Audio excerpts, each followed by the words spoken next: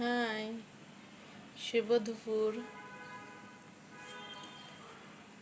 আজকে এই যে আমার সবজিটা ফুরিয়ে গিয়েছিল, শেষ হয়ে গেছে সবজিটা, এই জন্য আর কি এই যে আজকে রান্না করেছি সব কিছু দিয়ে, বরবটি, গাজর, পেঁপে, চিচিঙ্গা, পটল সবগুলা মিক্সড করে এই যে আমার সকালের নাস্তার ভেজিটেবলটা রেডি করলাম।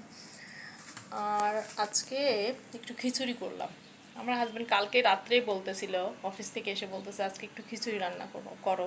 আমি বললাম না, এখন রাতে আর করব না, কালকে করব। তো যাই হোক, উনি তো অফিসে, এই তো সন্ধ্যার সময় এসে তখন একটু খাবে। অনেকদিন মাঝে মাঝে সে দুপুরে লাঞ্চ করে না, এই একটু বাদাম টাদাম, একটু হালকা কোনো স্ন্যাক্স, একটু চা খায়, হয়ে যায়। তো যাই হোক, আজকে এসে খাবে এই জন্য করেছি। এই যে খিচুড়ি করলাম, মুগ আর হচ্ছে মাসকলাইয়ের ডাল মিক্স করে। আর এখানে এই যে লম্বা বেগুন একটু ভেজে নিয়ে তারপরে আমরা এভাবেই ভর্তা করি।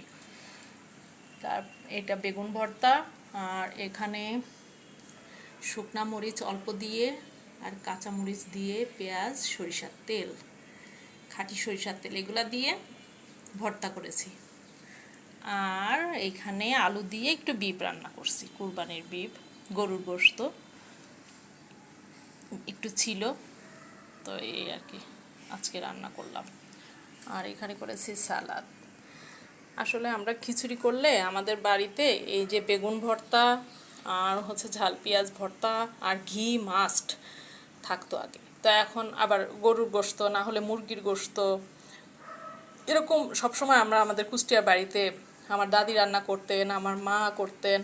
আমাদের বাড়িতে তো অনেক কিছু হতো আগে, আমার দাদি অনেক কিছু পালতেন। আমাদের ওখানে অনেক লোকজন ছিল, 3-4 জন কাজের লোক থাকতো আমাদের সব সময় এরকম। তো একজন তো মাস্ট 22 বছর ধরে ছিল। আর হচ্ছে এমনি যখন আমাদের ধানের কাজ করতো, বর্গা তো করতো, আমাদের তো চাষ ছিল না। তো যাই হোক, তখন দাদি অনেক লোক টোক ওরা এসে আমাদের ধান টানগুলা সব পরিষ্কার করতো, ওদের জন্য এইভাবে প্রায় রান্না করে খাওয়াতো।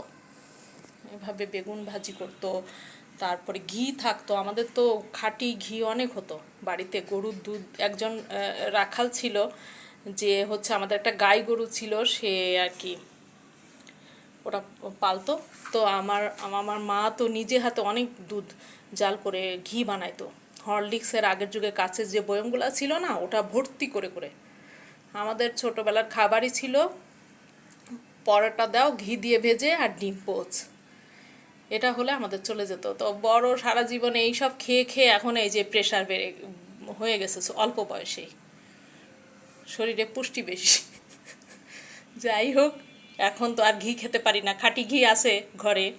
আমার হাজব্যান্ড যখন ওই যে মাঝে মাঝে ট্যুরে যায়, বিভিন্ন ডিস্ট্রিক্ট লেভেলে যায়, তো তখন আর কি নিয়ে আসে, অনেক কিছুই নিয়ে আসে, গাড়িতে যায় মাঝে মাঝে।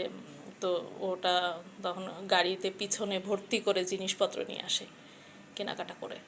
তো যাই হোক, সিরাজগঞ্জ থেকে খাঁটি ঘি নিয়ে আসছে, সেটা দিয়ে আমি পোলাও টোলাও সব কিছু করি।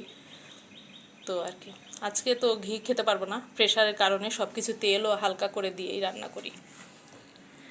তো এই আর কি, আরও গল্প শোনাবো, বাড়ির গল্প দিনে দিনে। তো সবাই ভালো থাকবেন, বাই।